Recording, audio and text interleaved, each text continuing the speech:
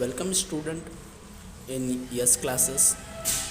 आज हम लोग अलजेब्रा का चैप्टर नंबर 5 10th स्टैंडर्ड का चैप्टर नंबर 5 प्रोबेबिलिटी चैप्टर आज हम लोग करने वाले हैं। चैप्टर का नाम है प्रोबेबिलिटी। ठीक है, सबसे पहले हम एक काम करेंगे कि इस चैप्टर का मतलब समझ लेंगे कि प्रोबेबिलिटी का मतलब क्या होता है। अक्सर हम लोग कुछ ऐसे वर्ड्स का यूज़ करते होंगे डेली यूजेस पे। फॉर एग्ज़ाम्पल एक वर्ड है मे बी, इसका हम लोग यूज़ करते हैं, या तो फिर हम लोग कभी कभी माइट बी का भी यूज़ करते हैं, या तो फिर कभी परहैप्स का यूज़ करते हैं। ओके, या तो फिर 50-50 कभी कभी हम बोलते हैं। ये may be, might be, perhaps और ये 50-50, या तो अगर मैं हिंदी में बात करूँ तो हम उसको कभी कभी लगभग बोल देते हैं। ओके, तो ऐसे जो वर्ड का इस्तेमाल हम तब करते हैं जब हम किसी चीज़ के बारे में श्योर नहीं होते हैं, जब हम किसी चीज़ के बारे में कंफर्म नहीं होते हैं, जब हम किसी चीज़ के बारे में एक्यूरेट नहीं होते हैं, तब हम ऐसे शब्दों का इस्तेमाल करते हैं।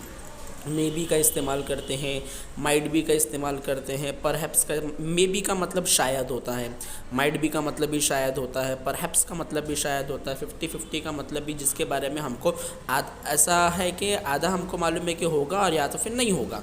लगभग का मतलब भी कंफर्म नहीं होते। तो ऐसे शब्दों का जब यूज़ किया जाता है तो हम उसे कहते हैं प्रोबेबिलिटी। ठीक है, इतना क्लियर है। एक आपको एग्जांपल देता हूँ यहाँ पर कि प्रोबेबिलिटी किसे कहते हैं। ठीक है, तो प्रोबेबिलिटी का इंग्लिश में मतलब एक और वर्ड होता है, उसका मतलब होता है पॉसिबिलिटी। प्रोबेबिलिटी का मतलब पॉसिबिलिटी भी होता है। ठीक है, एग्जांपल मैं आपको देता हूँ। एक लड़का है, उसका नाम है रामू, नाम का लड़का है। ठीक है, छोटा बच्चा है वो अचानक में घर में खेलते कहीं चले जाता है, गायब हो जाता है घर से। बराबर, तो उसकी मम्मी को मालूम पड़ता है कि रामू घर पर नहीं है। वो ढूंढते हैं, लेकिन उनको मालूम नहीं पड़ता कि रामू कहाँ गया है। तो वो प्रोबेबिलिटी लगाते हैं कि उनको तो सिर्फ 3 जगह पता है रामू को। एक उनकी मामी है, उनका घर उनको पता है, मतलब आंटी है, उनका घर उनको पता है। एक उनके अंकल है, उनका घर उसको पता है। और रामू का एक दोस्त होता है, उसका नाम है शामू। ये रामू को तो 3 ही घर पता है। किसी जाएगा तो या तो मामी के घर पे चले जाएगा, या तो फिर वो अंकल के घर पे चले जाएगा, या तो फिर वो शामू के घर पे चले जाएगा।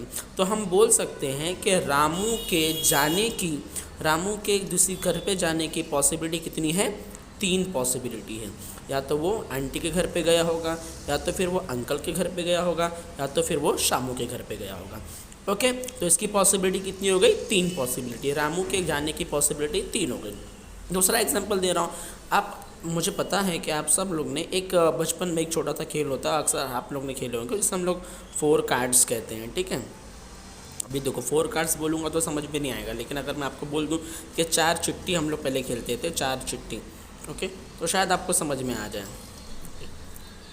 सब ने खेला होगा, या कि उसके अंदर क्या करते हैं कि पेपर्स के ऊपर सारे नाम वगैरह लिखते हैं, और नाम लिखने के बाद उसको फोल्ड कर देते हैं। फोल्ड करने के बाद उसको थ्रो कर देते हैं। उसमें से एक चिट्ठी हमको निकालनी पड़ती है। जो चिट्ठी पे हमारा नाम आता है हम वही माना जाता है। ठीक है, उस तरह से एक गेम होता है। उसमें क्या क्या नाम रहते हैं? फॉर एग्जांपल एक उसके अंदर राजा होता है, ठीक है, इट मीन्स किंग। एक रानी होती है, मतलब क्वीन। एक चोर होता है, और एक होता है पुलिस। बराबर, इतने लोग होते हैं उसके अंदर। बराबर, अब हम लोग क्या करते हैं, इसको हम लोग फोल्ड कर देते हैं, या फोल्ड करने के बाद उसको थ्रो कर देते हैं। जब थ्रो करने के बाद जब हम लोग खेलते हैं तो उसमें से एक चिट्ठी निकालेंगे। बराबर, तो कितनी क्या क्या नाम आ सकता है? ओके, कोई किसी की चिट्ठी में राजा आ सकता है, किसी की चिट्ठी में रानी आ सकती है, किसी की चिट्ठी में चोर आ सकता है, किसी की चिट्ठी में पुलिस आ सकता है। कोई ऐसा तो नहीं बोलेगा कि हाँ मेरी चिट्ठी में डॉक्टर आएगा, कोई ऐसा नहीं बोल पाएगा। तो किसी की चिट्ठी में राजा, या तो रानी, या तो चोर, या तो पुलिस। मतलब इसकी पॉसिबिलिटी कितनी है, क्या क्या सकता है, रिजल्ट क्या क्या आ सकता है। तो मालूम पड़ा कि इसकी पॉसिबिलिटी 4 है। तो हम लिख देंगे पॉसिबिलिटी कितनी होती है? 4 पॉसिबिलिटीज़ हैं। क्लियर है इतना? ठीक है, अब इसके बाद हम लोग आगे बढ़ते हैं।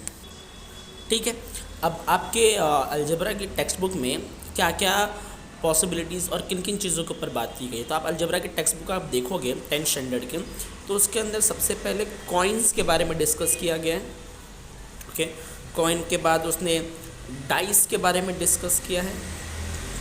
क्लियर है?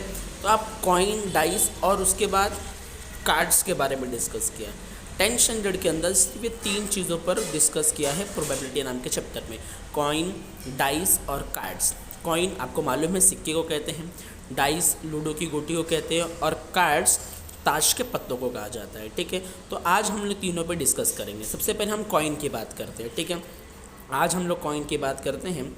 तो अब हम लोग कॉइन की पॉसिबिलिटी ढूंढने की कोशिश करते हैं। सबसे पहला कि अगर हम लोग में से कोई 1 कॉइन को टॉस किया गया, ठीक है, एक कॉइन है, एक कॉइन को टॉस करेंगे। टॉस करने का मतलब उछालेंगे। तो आप बता सकते हो कि कॉइन को टॉस करने के बाद क्या आएगा।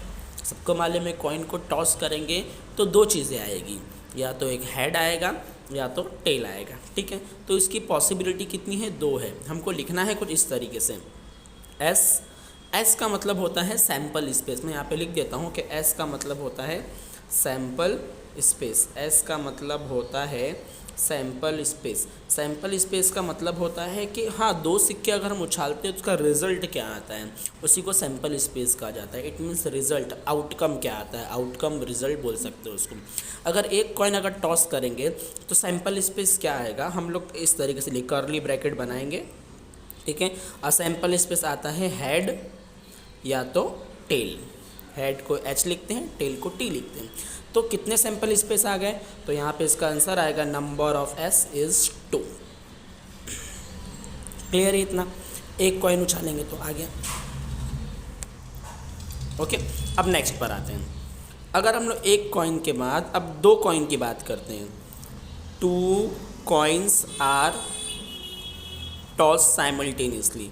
ओके, अब हम लोग 2 कॉइन को क्या कर रहे हैं, साथ में थ्रो कर रहे हैं, साथ में रोल कर रहे हैं। 2 कॉइन हैं।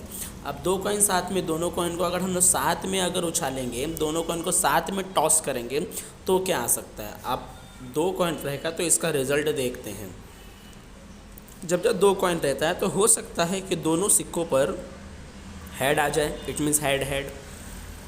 ऐसा भी तो हो सकता है कि दोनों सिक्कों पर टेल टेल आ जाए, दोनों कॉइन पर टेल टेल आ जाए।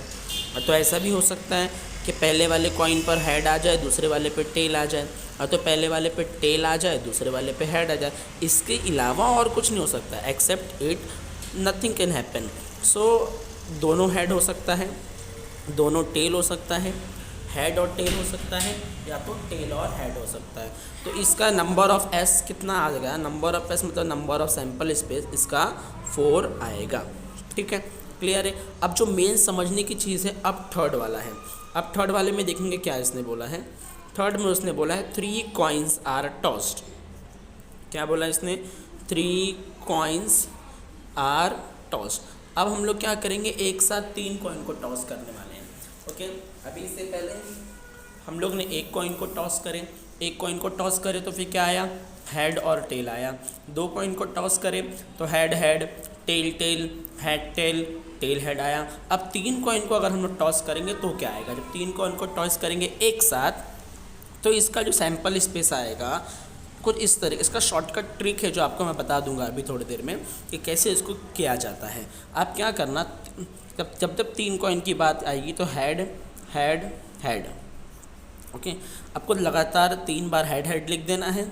फिर उसके बाद हेड हेड, लास्ट में आपको टेल लिखना है। ठीक है, अब टेल लास्ट में आ गया, अब इस टेल को मिडल में लेकर आना है। हेड, अब टेल लास्ट में था, अब इसको मिडल में लिखा होगा, टेल हेड। अब टेल मिडल में आ गया, अब टेल को फर्स्ट में लेके आना है, तो टेल हेड हेड। इसका मतलब टेल की प्रमोशन करते रहना है। हेड हेड हेड, फिर हेड हेड टेल, फिर टेल को मिडल में लेकर आ गए तो हेड टेल हेड, फिर टेल मिडल में था, अब इसको फर्स्ट में लेकर आए, टेल हेड हेड। जैसे ही टेल फर्स्ट में आ जाता है फिर हमको तीनों बार टेल लिखना पड़ता है, टेल टेल टेल। फिर उसके बाद टेल टेल टेल 3 बार लिखा, अब लास्ट में हेड लिखेंगे, टेल टेल हेड। अब हेड को मिडल में लाएंगे, टेल हेड टेल। अब हेड को फर्स्ट में लाएंगे, हेड टेल टेल। कुछ इस तरीके से करना और इसका नंबर ऑफ एस हो जाएगा 1 2 3 4 5 6 7 8। नंबर ऑफ एस कितना हो जाएगा 8। ये कॉइन वाला हो गया, ठीक है। वापस से रिपीट कर दे रहा हूँ मैं, आपको क्लियर है इतना, ठीक है। अब आते हैं नेक्स्ट पर ठीक है। आई होप आपको कॉइन का तो समझ में आ गया होगा। अब हम लोग बात करते हैं डाइस की बात करते हैं। डाइस मतलब लूडो की गोटी होती है, ठीक है। अक्सर आप लोगों ने देखे होंगे लूडो की गोटी को। उसके अंदर नंबर लिखे रहते हैं 1 2 3 4 5 6 तक के नंबर उसके अंदर होते हैं, ठीक है।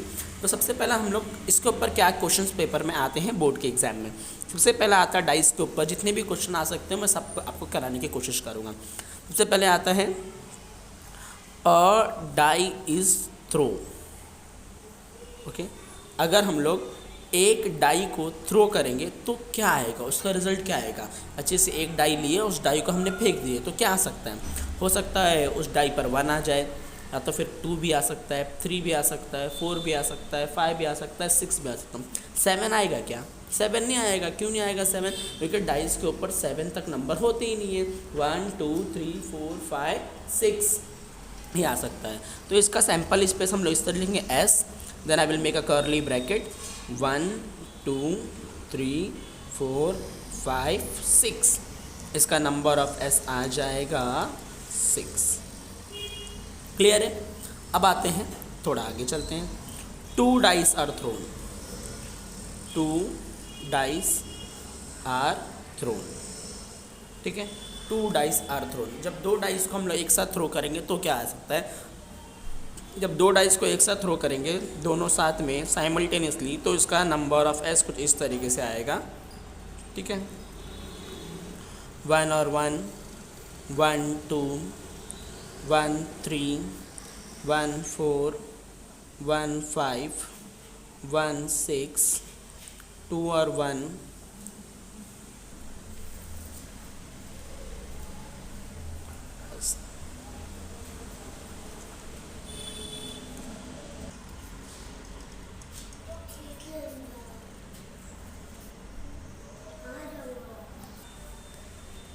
ओके, ठीक है।